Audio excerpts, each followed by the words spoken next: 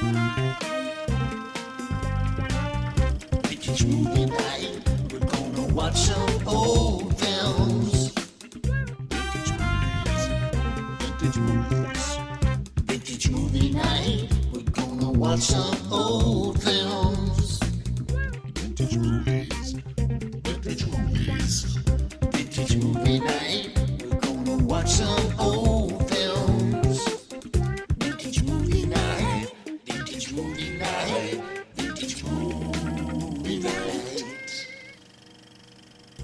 Welcome to Vintage Movie Night, early horror films. We're joined by a special guest for this movie night, horror film scholar and enthusiast Karina Wilson, all the way from Los Angeles. Welcome. Hi. Well, thank you for having me, and happy Halloween. Happy Halloween to you and to all of our viewers. You have a website called horrorfilmhistory.com, and Yes. that's how I found you.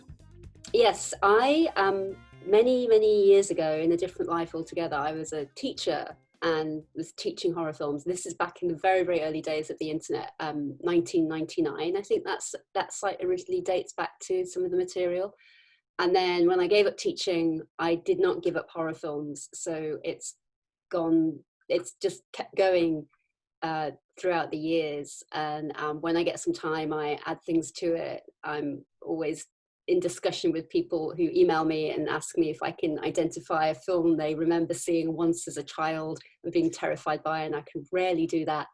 But I think, there is an interest in older horror movies that perhaps wasn't there maybe 10, 15 years ago. I think the wide availability of horror films from the kind of like 20s, 30s, 40s has created a new wave of fans of horror of that era, and I'm always glad to welcome new fans to the gang. You have decades, sort of different section in your webpage on the horror films of different decades, and we're going to talk about the early ones. So set the stage for us. When did horror films begin? And we're going to see a bunch of short films up until about 1913, which is really early. What was going on in general? Horror as a genre is as old as film itself. Some of the very earliest short films are on subjects we would now consider horror tropes. But the term itself, horror, wasn't used until the 1930s. Before then, we had spook tales. And spook tales they deal with skeletons, they deal with ghosts, they deal with creatures appearing and disappearing in a puff of smoke. They're designed to thrill, to elicit a kind of like gasp of admiration from the crowd. They are amusing rather than terrifying, but there is something strangely haunting about them nevertheless. I think that this era of cinema that we're looking at is, it's an era that people tend to dismiss because, again, until quite recently, a lot of the main films from that time just weren't available. A lot of them were thought lost, or they were locked away in archives. But there's been some amazing work done by people to get these films up on YouTube so that people can enjoy them, sometimes for the first time in a century, and be amused by them as the kind of like just a 3-minute distraction that they were always meant to be. So we're talking about films made between 1896 and 1913 today, which for most people, I think, sort of predates their concept of cinema. And indeed, it was very much a kind of a sort of magic show, illusionist carnival experience at that time. So expect something different. It's not the kind of modern strap yourself into a seat and relax for 2 hours while your senses are assailed with sound and music and romance. It's a different experience. So the first one that we selected is only 30 seconds. Maybe we can roll that for people. What is that? So that's The Dancing Skeleton, made by the Lumiere brothers in 1896. It's a very, very simple example of puppetry committed to film.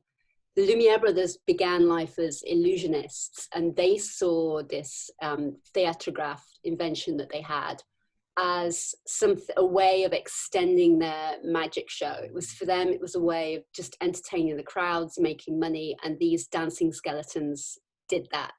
This very early cinema is about spectacle, and so we have the spectacle of a dancing skeleton, and that's all there is to it, really. But it's very kind of charming, and it always makes me think of Halloween, because it is what it is. It's a dancing skeleton.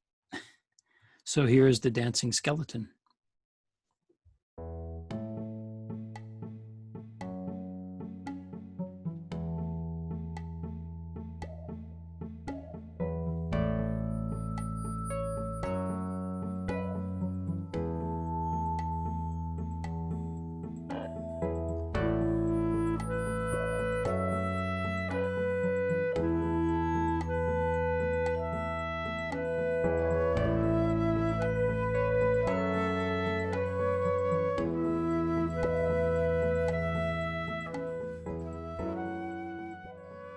So we only have one film from the Lumiere brothers. I assume they did not make a lot of horror films.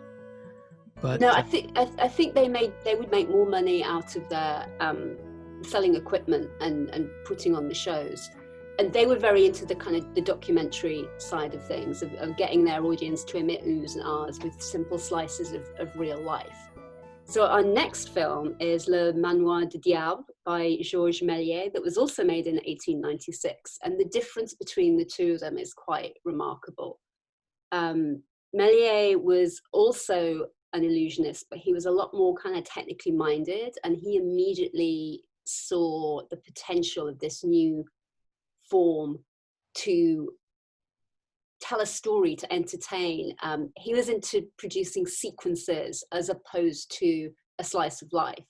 So you'll see his illusionist background certainly in this short. It's about 3 minutes long, so it's already a big advance from the dancing skeletons. And it's a series of conjuring tricks. And it's what's quite interesting about this is, even though he wasn't thinking that this was a horror film, you'll see a lot of horror tropes in here. So there's a devil, there's spirits, there's a creature which turns into a bat before it disappears, which many people claim is the first instance of a vampire on film, although this was a year before Dracula was published. And it's a work, I think, of just a pure imagination. Like this is an artist playing in this new realm and figuring out ways to just make the audience gasp. And this one was lost, I think, for many years. It was lost until 1988. So the version we're seeing now molded in somebody's attic and was only fairly recently retrieved and restored. So yeah, this is the House of the Devil.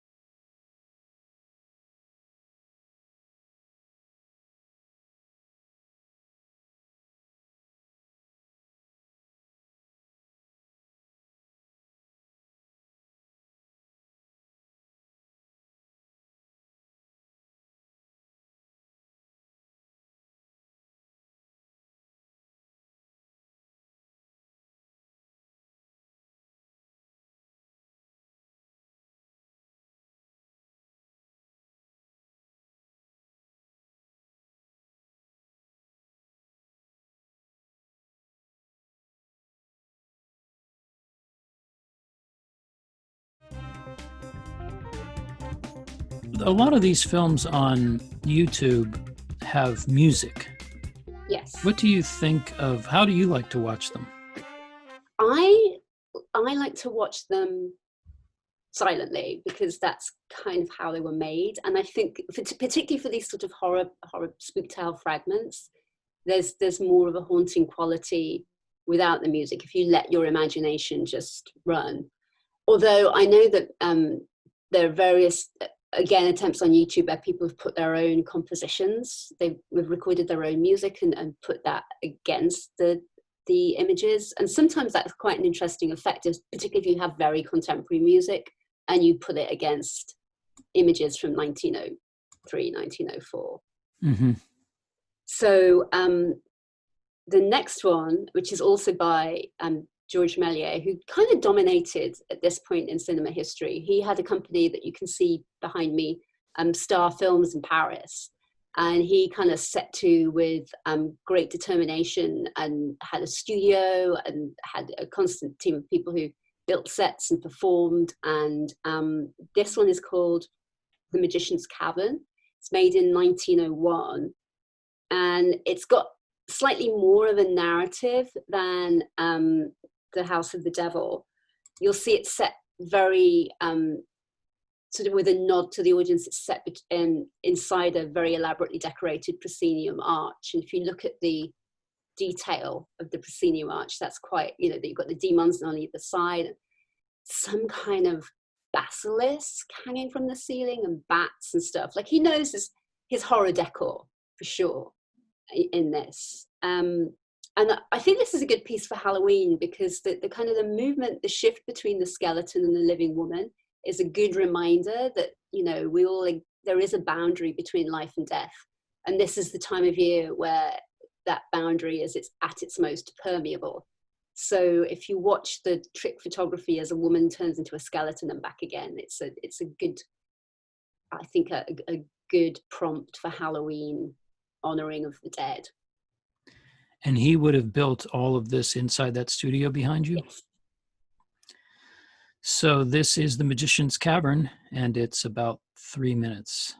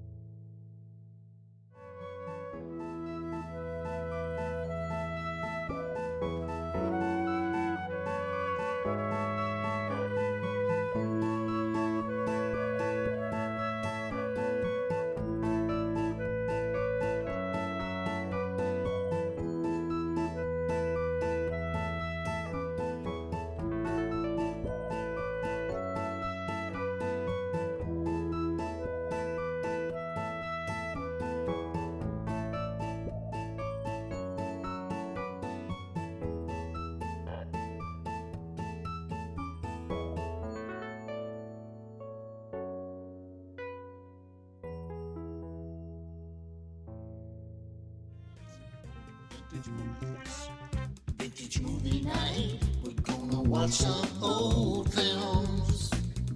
Vintage movies. Vintage movies. Vintage movie night. We're gonna watch some old films. Vintage movie night. So this is the Devil and the Statue, also 1901. And we can see again, we've got this sort of proscenium arch arrangement. I think by this time, Méliès had started to become almost a victim of his own success in that his films started to get a little bit formulaic. He knew what worked and he knew what audiences liked, and he just kept doing that. He was quite soon going to be overtaken by other filmmakers who wanted to push technological boundaries a bit further, like I think the movie we're going to see after this one. But in the meantime, this is a very adept piece of playing with perspective. So the devil of the title will grow large and small before your very eyes. And he did that. He must have had superimposition to. Yeah, it's a double exposure. Okay, so here is the Devil and the Statue. It's about 2 minutes.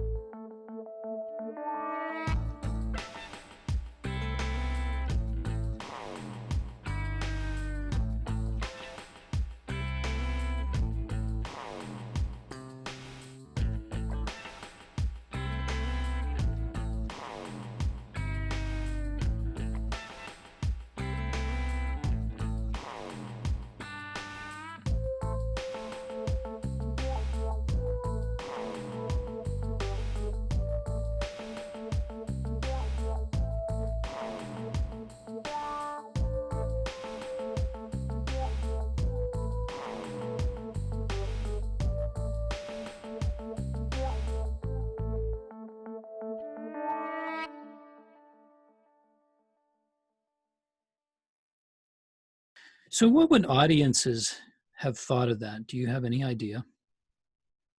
That's a question I wish I could ask my great grandmother. There's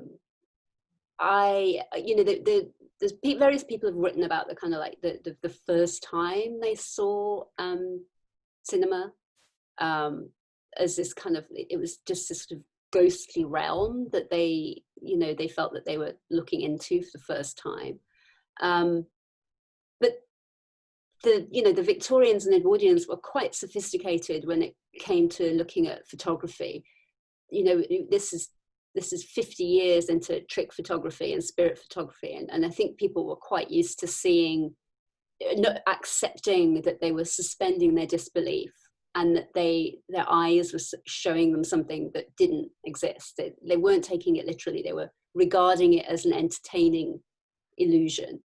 And there wasn't the demand for realism that I think perhaps there is today. Like if you go see something like Jurassic Park, you want your dinosaurs to look real, whereas back in the day they were much more prepared to kind of like leave their disbelief at the door and just enjoy what was presented to them. So next we have, I think we have the one by, it's called The Monster. Yes. Yes, this is from 1903, and I think it's my favorite Méliès piece because it has a little bit of a romance to it. It's the story of a man who wants to bring his beloved princess back from the dead. So he goes to, it's set in ancient Egypt, as you can tell from the pyramid and the Sphinx. So he goes to a dervish who lives beside the Sphinx and pays money so he can hold his beloved wife in his arms one last time. Only, as every horror fan knows, you have to be really careful what you wish for. This is, this is a good example of that. And the dervish kind of brings back the princess, but there's a lot of kind of toying with disguise emotions that, she's a monster, and he does get to hold her fairly briefly, and then she's a skeleton because, he can't go against the natural order. She is dead, and it doesn't matter how much money he has or how much magic is done on his behalf, she will never come back to him. So it's quite beautiful and quite sad.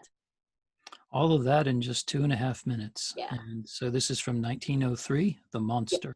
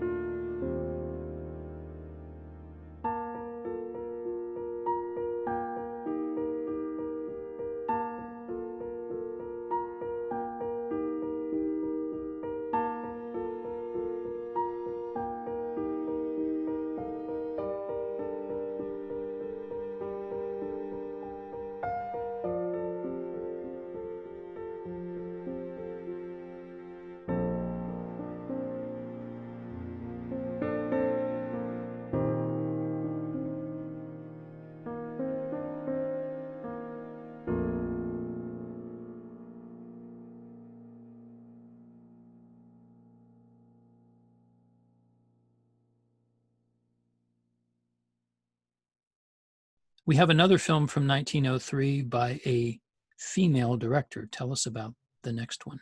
Yes, Alice Guy was a pioneer for all kinds of reasons. She actually started out as a secretary for a camera company. Only she was so fascinated by the equipment and so keen to learn how to use it that she managed to persuade her bosses to let her make films, which she did with great success. Unlike some of her contemporaries, she was more focused on storytelling. Her background was not in stage trickery. She wasn't an illusionist to begin with. She went into films to tell stories, and I think you can see that her work has more of a kind of narrative fluidity than Méliès, even though she's obviously working within these very, short narratives as well. This is obviously a very condensed version of the Faust story. it pushes the idea of the deal with the devil along quite nicely. And because we're going to do a second treatment of the Faust story, then I'll talk about both of those. But this is the first horror film directed by a woman, or the first spook tale directed by a woman. So it's quite a landmark text. From 1903.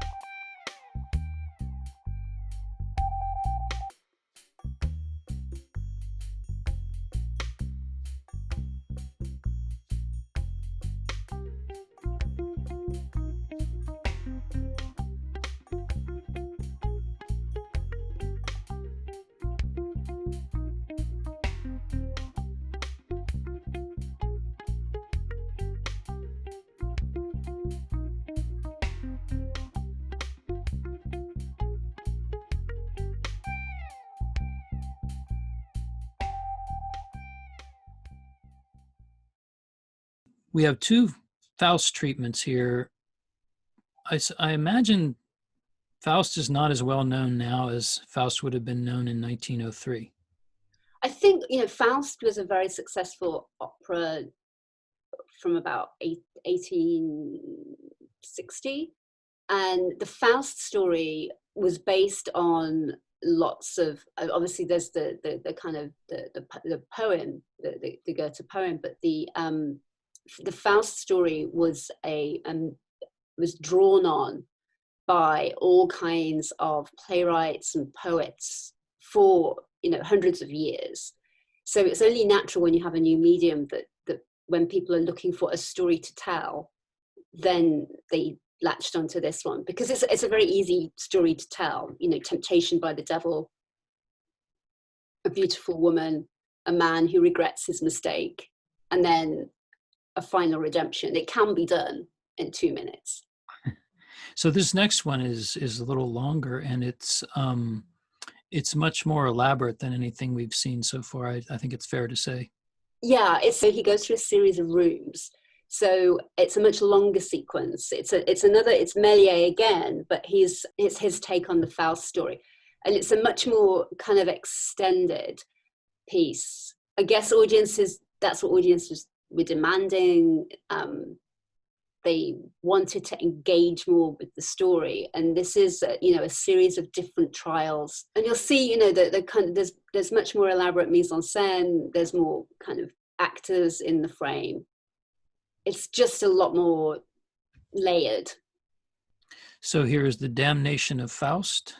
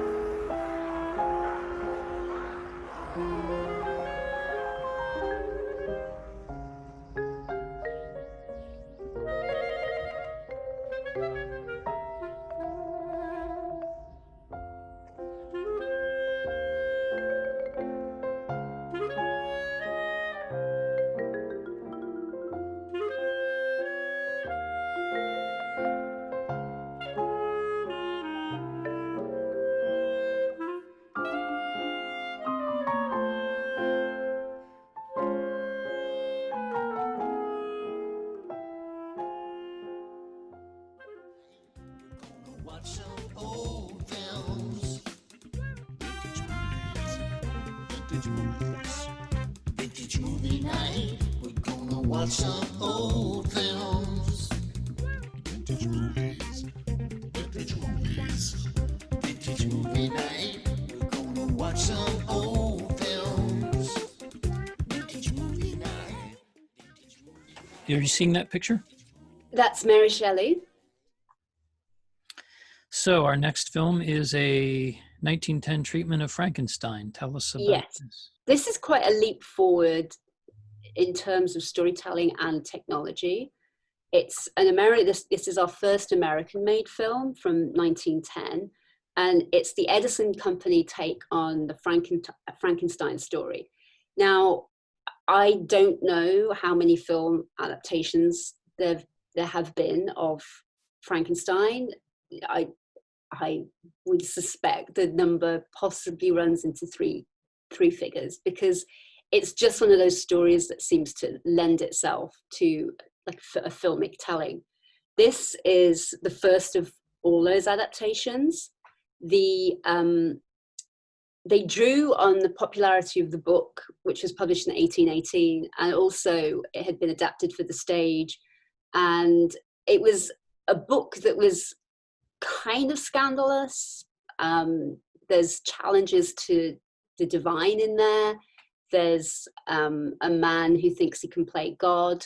There's a monster. It's not a book that perhaps you would want your teenage daughter to read if you were elegant, despite the fact that a teenage girl wrote it. So the focus again is this moment of, I think it has something in common with all these early spook tales. It's about transformation. Like the big scene at the beginning is Frankenstein bringing the monster to life, and it's quite a I think this is beginning to be scary.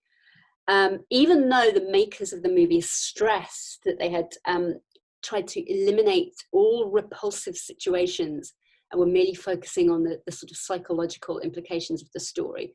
I think that was just to get past any kind of objections, because, you know, they're telling a story about a monster who comes back to try and kill his creator on his wedding night.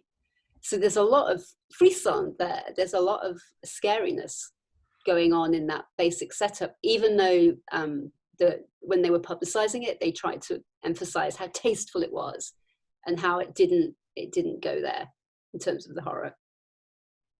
This one is tinted. Yes. Anything about that? Was that common then? Well, it depends on the print. We don't know how many films were hand tinted, and there were processes to tint in either kind of blue or red, because we often were reliant on a single copy that's been saved of these films. We don't know what other copies look like. There were in film lamps, it was usually women paid to hand paint frames.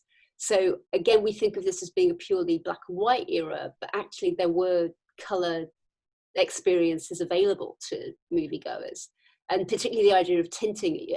Some copies that I've seen, some copies of Nosferatu that are quite dramatically tinted. But even before that, there was the idea that you could make a scene in red or in a dramatic blue, or wash it in green, and that would change the mood, and it would just be a way of differentiating the emotional texture of your story. So from 1910 and the Edison Company, this is Frankenstein.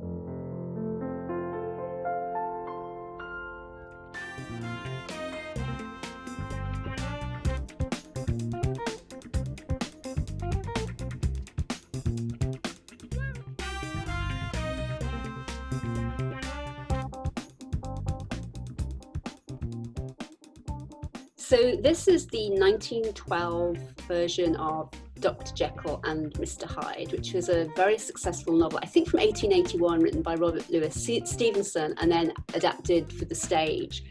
It was a story that really captured the zeitgeist because it's about a guy who has both a higher and a lower self and figures out a way of dividing them. So he can drink his potion and go off and be, his worst self, whilst, his best self maintains his place in society and his relationships with family and friends. Only, as all these stories are, it's a cautionary tale because he finds out that it's more and more difficult for him to return to his higher self. So it's a story about transformation, as all these early spook tales are at their heart. And it's an interesting transformation because in the book, Edward Hyde appears like a normal human being. There's something a bit off about him. His appearance gets more and more kind of brutish as the story goes on. But initially, people meet him and they go, well, I just didn't like the guy, Whereas in here, you see him quite clearly. He's got like talons and fangs, and he's quite monstrous. Because I think this concept of the movie monster was developing quite fast. So let's play the film Dr. Jekyll and Mr. Hyde from 1912.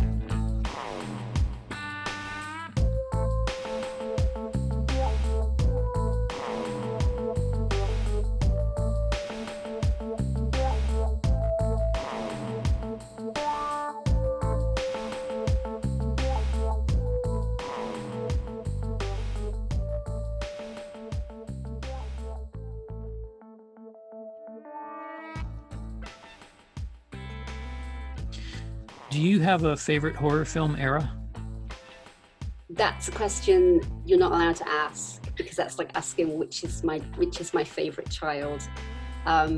People do ask me. I do have a particular fondness for the 1930s, and then the 1980s as well. But then the 1970s are great, and there's some really good films from the 1960s. And the 1950s are off this planet in terms of just, the sheer bonkersness of a lot of premises. And, people are making great horror films today, so I really hate being asked to choose.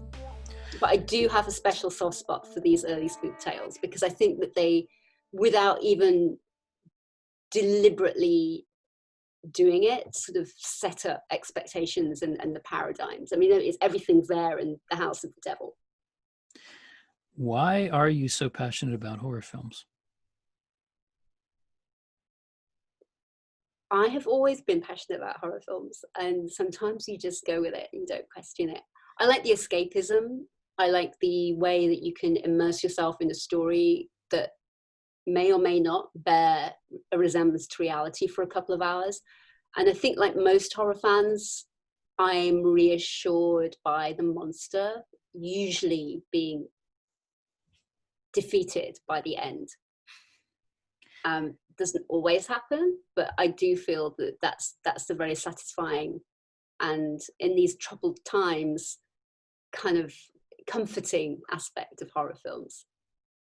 I think it's been interesting to note that during this pandemic, that I read an article about the fact that horror film fans are much more chilled than everybody else, because we've been through so many kind of end of the world apocalyptic scenarios. Like, we know how this goes. Like, we know that there's like all kinds of likely scenarios. Most of them involve zombies, but if you've got a machete above the door, then you'll be fine.